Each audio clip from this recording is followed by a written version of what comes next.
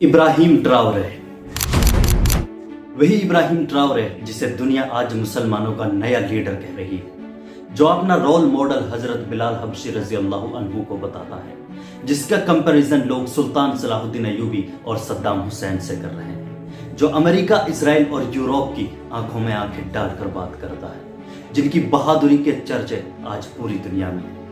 Ibrahim Traore 14 मार्च 1988 को Burkina Faso के एक छोटे से गांव बोंडोक्वी में पैदा हुआ। यह इलाका मार्को साहेल रीजन के करीब है, जहां जिंदगी सादा और सख्त होती है। गांव के माहौल ने उन्हें जमीन से जोड़े रखा, जहां खेती और मवेशी पालना आम था। बचपन से ही ट्राओरे में एक अलग सा जोश और हिम्मत दिखाई देती थी। उनके वालिदैन जो सादा जिंदगी जिया करते थे, उन्होंने मेहनत और ईमानदारी की तालीम दी। ये बुनियादी कदरें आगे चलकर उनकी शख्सियत का हिस्सा बनी। ट्राओरे का तालीमी सफर शुरू हुआ अपने गांव के छोटे से स्कूल से, जहां उन्होंने बुनियादी तालीम हासिल की। बाद में वो वागाडुगु बुर्किना फासो के दारुल हुकूमत के एक हाई स्कूल में दाखिल हो गए। उनकी तालीम का सबसे अहम हिस्सा था उनका दाखिला यूनिवर्सिटी ऑफ वागाडुगु में, जहां उन्होंने फौज से पहले अपनी डिग्री मुकम्मल की। ये वक्त उनके लिए जिंदगी का टर्निंग पॉइंट था, क्योंकि यहाँ से उनका रुझान फौज की तरफ हुआ। तालीम के बाद ट्राओरे ने बुर्किना फासो की फौज में शामिल होने का फैसला किया। उनकी फौजी ट्रेनिंग ने उन्हें एक मजबूत और इंतजाम शुदा शख्सियत बनाया। उन्होंने मोरक्कन मिलिट्री एकेडमी में भी ट्रेनिंग ली, जो उनके फौजी कैरियर का एक अहम हिस्सा था।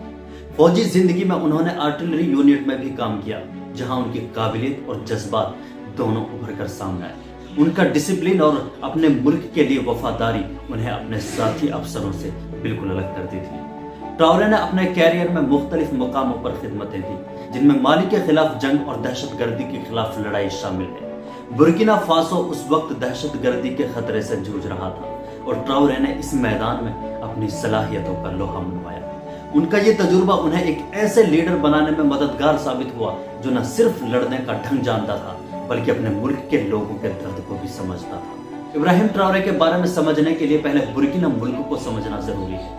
बुर्किना फासो वेस्ट अफ्रीका का एक गरीब मुल्क है। इसकी सरहदें माली, नाइजर, बेनिन और घाना जैसे मुल्कों से मिली हुई हैं। यहाँ की सरकारी जुबान फ्रेंच है, क्योंकि इस मुल्क पर लंबे वक्त तक फ्रांस का तसल्लुत रहा, जहाँ 2 करोड़ 20 लाख की आबादी है, जिनमें 60% से ज्यादा आबादी मुसलमानों की और 20 से 25% आबादी ईसाई मजहब के मानने वाले लोगों की है। बुर्किना फासो की इकोनॉमी खेती और सोने की खदानों पर निर्भर है। यहाँ सोने के जखीरे मौजूद हैं, जिन्हें खासकर फ्रांस ने खूब लूटा। बुर्किना फासो 2015 से दहशतगर्दी के गंभीर खतरों से जूझ रहा था।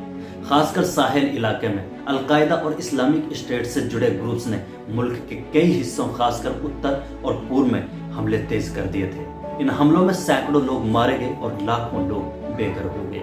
फिर 2022 में बुर्किना फासो के सियासी मंजरनामे में एक बड़ा तूफान आया, जब इब्राहिम ट्राओरे, जो उस वक्त सिर्फ 32 या 33 साल के थे, उसने दूसरे फौजी तख्ता पलट का आगाज किया। जनवरी 2022 में लेफ्टिनेंट कर्नल पॉल हेनरी सांडाओगो दमिबा ने पहले तख्ता पलट के जरिए हुकूमत का तख्ता पलट दिया था, लेकिन उनकी हुकूमत लोगों के मसाइल हल ना कर सकी। दहशतगर्दी के वाकयात और ज्यादा बढ़ रहे थे और अवाम में बेचैनी थी। इसी बेचैनी ने ट्राओरे को हरकत में ला दिया। 30 सितंबर 2022 को कैप्टन इब्राहिम ट्राओरे ने अपने साथी फौजियों के साथ मिलकर दमिबा की हुकूमत का तख्ता पलट दिया। ये तख्ता पलट न सिर्फ सियासी था, बल्कि अवामी बेचैनी का भी इजहार था।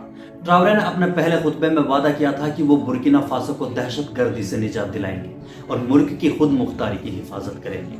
उनकी ये बात लोगों के दिलों में उतर गई, क्योंकि वो एक ऐसे लीडर के रूप में उभरे थे, जो न सिर्फ लड़ने वाला था, बल्कि अपने मुल्क के लिए अपनी जान भी कुर्बान कर सकता था। ट्राओरे का मगरबी मुल्कों, खुसूसन अमेरिका और फ्रांस के खिलाफ मौक़िफ़ काफी सख्त रहा है। उनका मानना है कि ये मुल्क अफ्रीका के वसाइल का इस्तेमाल करते हैं और बदले में कुछ नहीं देते। अमेरिका और इसराइल के खिलाफ उनका मौक़िफ़ भी काफी वाज़ेह है। ट्राओरे का मानना है कि ये मुल्क अपने सियासी और माशी मफादात के लिए अफ्रीका में दस्तंदाजी करते हैं। उन्होंने इसराइल के खिलाफ भी आवाज उठाई है, खुसूसन फिलिस्तीन के मसले पर बेबाक होकर बोलते हैं, जो उनके मुसलमान होने के जज्बात को भी जाहिर करता है। ये मौक़िफ़ उन्हें अफ्रीकन और मुसलमान दुनिया में एक मशहूर शख्सियत बनाता है।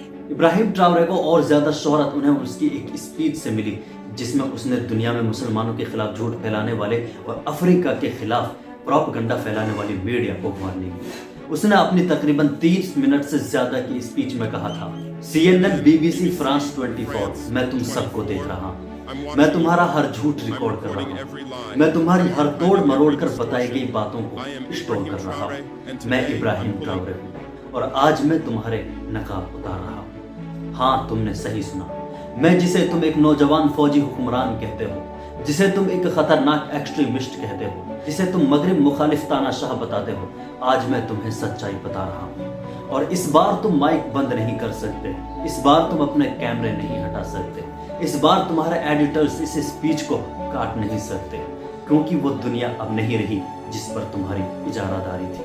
اب کروڑوں لوگ یہ باتیں سنیں گے، بنا تمہارے فلٹر سے گزرے، بنا تمہارے جھوٹوں میں لپٹی، بنا تمہاری گندگی میں سنے۔ میں 34 سال کا ہوں، میں نے اپنی زندگی کے ہر دن تمہارے جھوٹوں میں بتائے۔